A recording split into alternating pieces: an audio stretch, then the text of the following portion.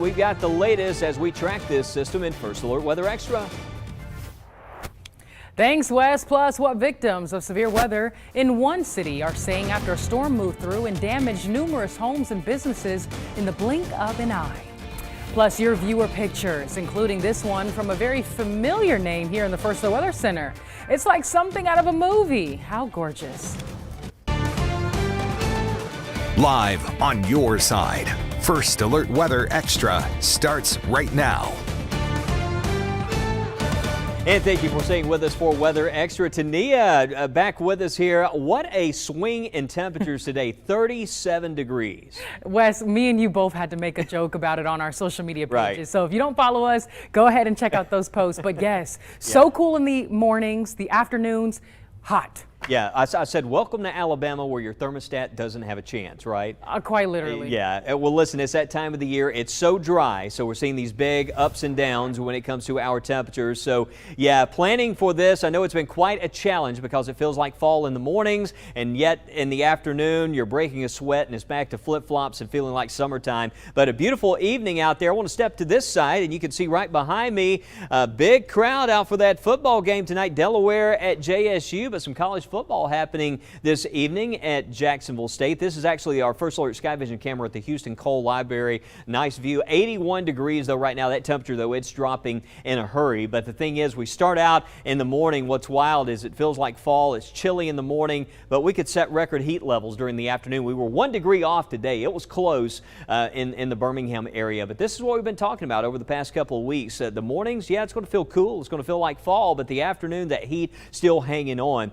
Rain and storms possible by Sunday morning. What has changed today? Well, one thing that hasn't changed, the timing still looks to happen late Saturday night into Sunday morning, but the model data, it's actually backed off a little bit on the rain amounts. I just want to be, straight with you here on this. We're not seeing a drought-ending type wet weather event this weekend, but it's our best chance of rain in weeks. But it is showing a good chance for some showers there in the early Sunday morning. It just may not be a washout. Now, the way it's timing, it looks like late Saturday night after the games, and then hopefully we'll get most of the wet weather out of here. I know for a lot of us that have tickets, we're going out to the big race on Sunday.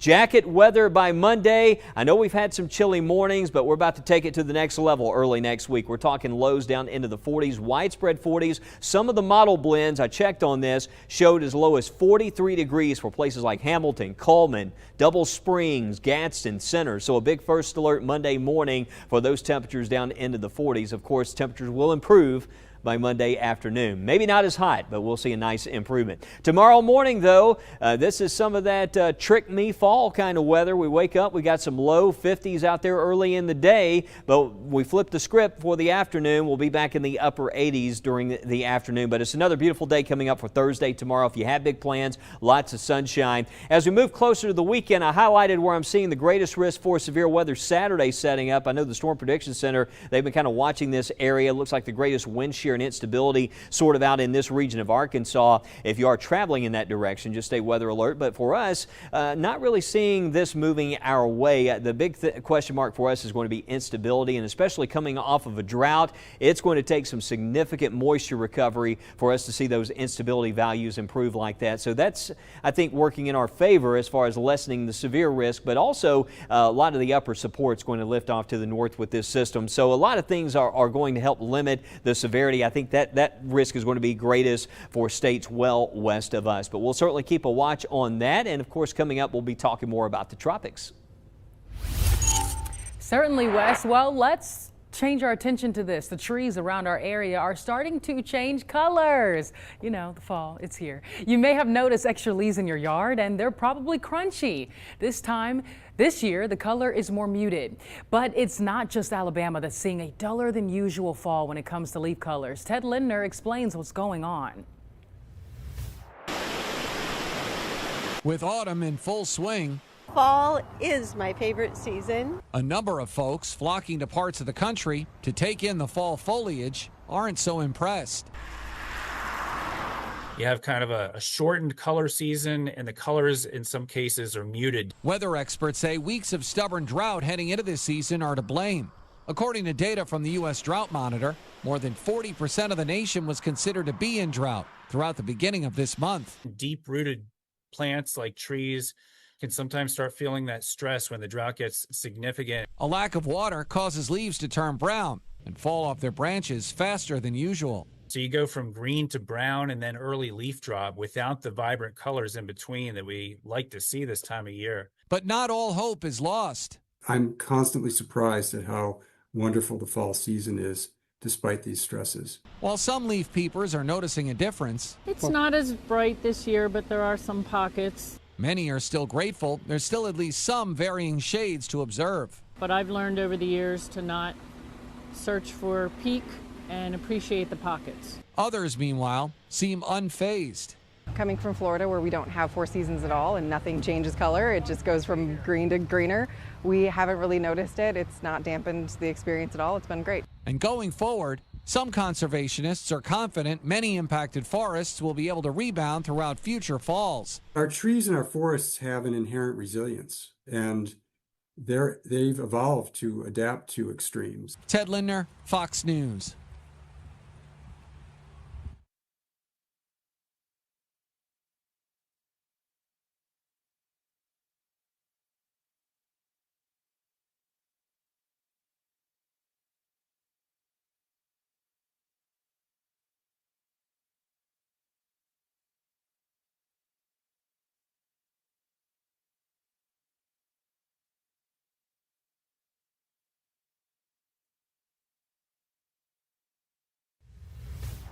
And welcome back to First Alert Weather Extra. We've been talking about that high fire danger, of course, with it being so dry around here. I was noticing on First Alert AccuTrack, this is zoomed in over southern Clay County, and you can see the radar out of Shelby County is actually detecting smoke from where we had a fire.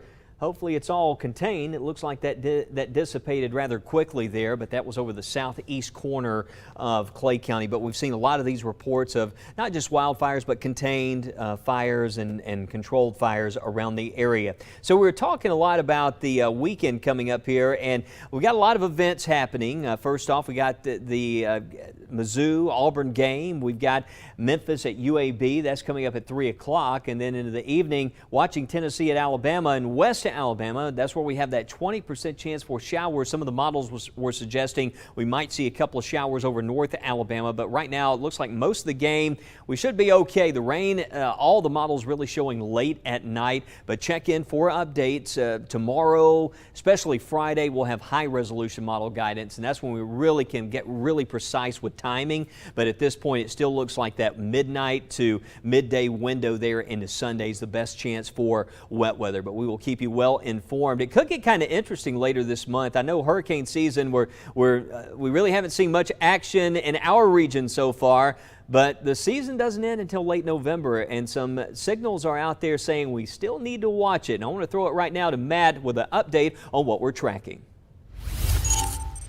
Well, we're in the 2025 Atlantic hurricane season, and to you, you might be saying, well, it's been a pretty quiet season. Well, it kind of has been, at least for the United States. Majority of the storms that we've seen this year has developed in the Atlantic and kind of curved before they made its way towards the East Coast. And in pink, we've actually had two Category 5 hurricanes form, and we've had a Category 4. So some of the storms that have formed this season have been very intense over those very warm waters. The only storm that's actually impacted the United States was a tropical storm, Chantal, and this actually made its way into South Carolina around July 6th and then in North Carolina around July 7th. But that's been the only impact, and that was, like I said, early July. So the big question is, what can we expect as we finish out the month of October, where the peak of the hurricane season normally happens September 10th. So notice it's going downhill. So we usually see less activity as we go into late October and especially into November. By December 1st,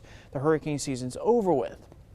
With that said, we're looking ahead at our long-range weather models, and it's looking more favorable for tropical development in the Caribbean. In fact, if you see in the orange, a medium chance we could see something tropical form between October 22nd through the 28th. But the big question we have right now is exactly, will it form and how's it going to impact someone? Well, usually when we see something form in the Caribbean, most likely it's going to be impacting someone, whether it's Puerto Rico, maybe Hispaniola, maybe Jamaica, Cuba, the Bahamas, or even Mexico. So we'll have to watch this area going into next week. And I want to show you one of our models. This is the GFS model. I'm not going to go too far out because when you go way out in time, it could be anything, but you get the idea. An area of low pressure could form, could see a tropical storm, hurricane, who knows at this point, but just something to watch as we go into the end of October. And just to give you an idea when it comes to climatology with tropical systems in October, normally systems that form into the Caribbean usually curve to the north and to the east thanks to a cold front, sort of a barrier. These storms can't go through those fronts, so usually help steer it to the north and east. So we'll just have to watch all this area, even Florida. Nothing to get worked about, nothing to get worried about, but just something to watch over the next 7 to 10 days. Thanks, Matt. Well, a group of Texas lawmakers will investigate the circumstances of the catastrophic July 4th flooding that killed at least 136 people in Central Texas. Among those lost were 27 young girls from the Camp Mystic summer camp, including a girl from Mountain Brook. The campers and counselors died after torrential rain forced water levels on the Guadalupe River to rise from 3 feet to 30 feet in just hours. Water rushed through the camp before sunrise on July 4th. Texas Lieutenant Governor Dan Patrick said Camp Mystic has not spoken publicly on the record about what happened that morning. Last month, Texas Governor Greg Abbott signed tougher camp safety laws. Those include requirements that local officials install outdoor sirens and warning systems in flood-prone areas. Well, a group of scientists have helped discover a rare double ring structure in outer space. The structure is of a type called odd radio circles, also known as orcs. They are so massive that entire galaxies sit at their centers. Orcs span hundreds of thousands of light years and often reach 10 to 20 times the size of our Milky Way galaxy. This newly discovered orc is the most distant one known to date, 7.5 billion light years from Earth. It's also the first one discovered by citizen scientists. And coming up, how quick thinking by a fire department in California helped a dog in quite a perilous position. Explore the wonders of weather with Weather in the Classroom. Scan the QR code now to help your kids soar to new heights with Soar with 6.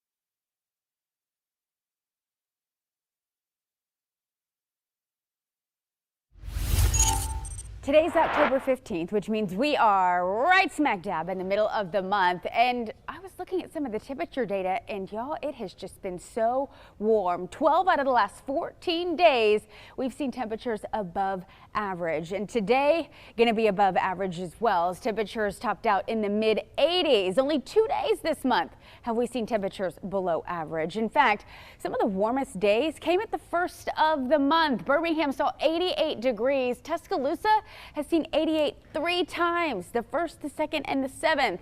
And on Anniston, 85 on the 1st of the month as well. And yes, temperatures are going to be trending down, but look where we should be for this afternoon, right around 76. We ran about 9 to 10 degrees above that today. But looking forward into the weekend, we've been talking about this cold front that's coming through, bringing us the risk for showers and thunderstorms late Saturday into Sunday.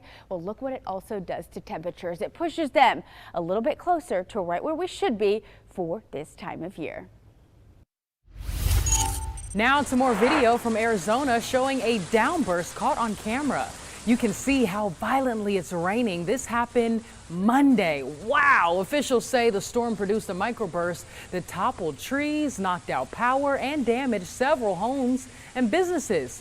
Now cleanup is underway. Michaela Marshall talked with victims who say they've never seen anything like this before. I've never seen anything like that before. The aftermath of Monday's microburst is hard for homeowners like Matt Jensen to take in. It came on suddenly, and almost as suddenly it stopped.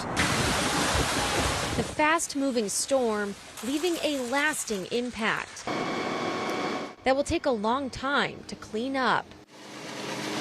He's got 2 big trees down in the backyard. It was very jarring. Plus this massive one in the front yard slammed onto the roof. A really loud thump. Luckily, it did miss where any people were, but it was definitely a very surreal experience.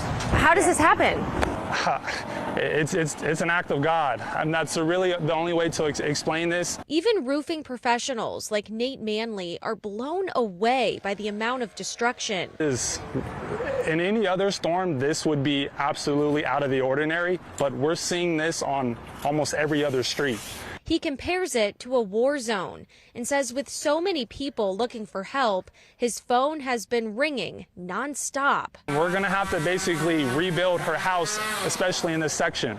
And once we have the tree off, who knows what we'll find. The severe weather also affecting Manley's Tempe home. I don't have time to take care of my own home. That's how much damage we've been experiencing in the neighborhood. What did you think when you saw this? The end of the world is coming. Jill Osborne's next door neighbor got the worst of it. I did come outside, and my poor neighbor came outside at the same time, and she was crying. It was terrifying for her. Although it might be more hidden, there's significant damage to her home too. I have a skylight now in my attic. Thankfully, no one was hurt, and the community is pitching in to support one another. All I really care about is that everybody was okay. But the news isn't all bad. This is video of a dog being rescued from a flooded drainage channel in Ventura, California. The dog was sitting on top of a pile of debris, wet and shaking. Oh, poor thing, while water moved all around her. Fire crews came up with a plan to rescue the pup, which involved a 35-foot ladder. A member of the Swift Water Rescue Team crawled out to save her. Ventura County Animal Services is now caring for the female dog. She's believed to be about 3 years old. She's either a French Bulldog mix or a pug. She didn't have a tag on her collar or microchip. All right, we got some lovely views out there. Commerce One Bank, downtown Birmingham. We had that 6:13 sunset, but we got the beautiful October glow. And how about these views all around the state? Our First Alert Sky Vision from Lake Tuscaloosa over to Straight Mountain and Coleman right now, really cooling off. You can see in Birmingham there another view from Crane Works. But as we take a look at tomorrow morning out the door, I know it was hot this afternoon, but it's almost like the middle of Arizona, right? We're going to see those temperatures down down into the 50s early tomorrow morning. Low 50s, a chilly start. 53 around Coleman, Fayette 53 degrees. So you'll need the long sleeves early in the day, but it's back to almost near record heat levels during the afternoon. Just a testament to how dry it is across the area. These 30+ degree temperature swings during the day. I know it's been a battle with the thermostat and also trying to figure out, do I need the long sleeves or short sleeves? But yeah, tomorrow it is going to be hot later in the day, so plan for that. The good news is if you want to get a walk in and try to avoid the hottest part of the day, those temperatures do improve quickly during the evening, as we're noting right now across the area. All right, let's talk about this system over the weekend. We still see a front on the way. It's the next big thing. We have that first alert. Timing wise, this still looks to happen after most events Saturday. This will be late Saturday night, mostly an overnight setup and into the morning on Sunday. The thing is, will this slow down some on Sunday? We might see some rain perhaps over the eastern part of the state going into the afternoon. It's still a very close call. I know with the race at Talladega, there's a chance some models show this getting out of here sooner, but I just still can't rule out some of this around at least through midday, perhaps early afternoon on Sunday. How much rain? Well, today the guidance has backed off on the intensity of this system. In fact, we're seeing another front models are trying to resolve. We've got this system on Sunday, and then around the middle of next week, this may be one of those setups where we get a couple of surges of really cool air. As far as Sunday goes, though, right now we have up to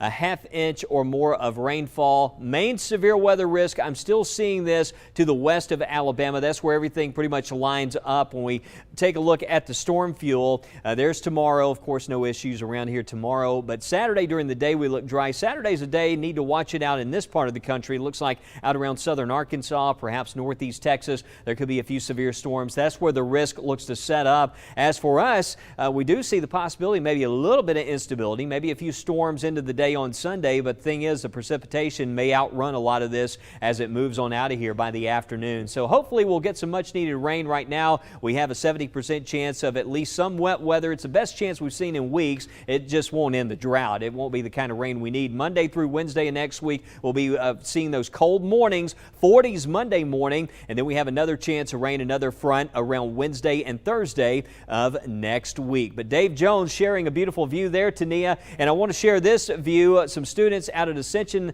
Episcopal Kindergarten and Preschool out in Vestavia today. A lot of Tania fans. We had a lot of fun out there today. Man, they're so cute, Wes. I'm sure you had a great time, and I'm sure they loved your songs. Here we are looking at our quick beyond the 10-day forecast. We're looking at some more drier air moving into the southeast. We've been pretty dry here lately, but after our front this weekend, more dry air moving in. Could we see some more cool mornings? I definitely think so. But the one unfortunate thing is that overall, as we close out the month of October, we're still going to be trending above average. Our average afternoon high is around mid-70s, and we could be a few degrees above that for some afternoons as we close out the month of October. We'll be back right here on First Weather Extra. Don't go anywhere. We'll see you after the break.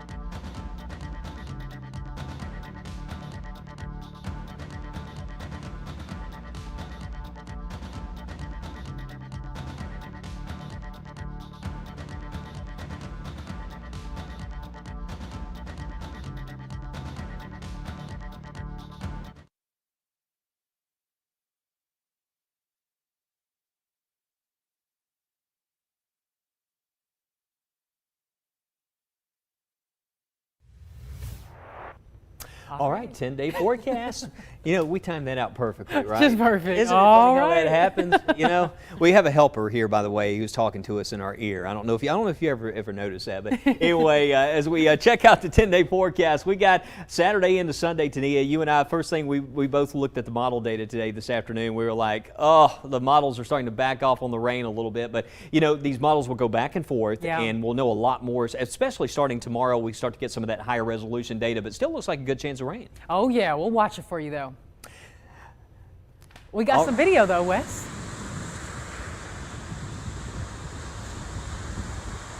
Yes, we do, Tania. Just had to let that play for just a little bit, let you take it all in. But a lovely sunrise that was in Gulf Shores, and this is just an incredible time of year to be there along the Gulf Coast. But we want to thank Mike Berglund for sharing this on the First Alert Weather app. And look at this picture. What a beautiful image. Check out this one from our First Alert meteorologist, J.P. Dice in Vermont.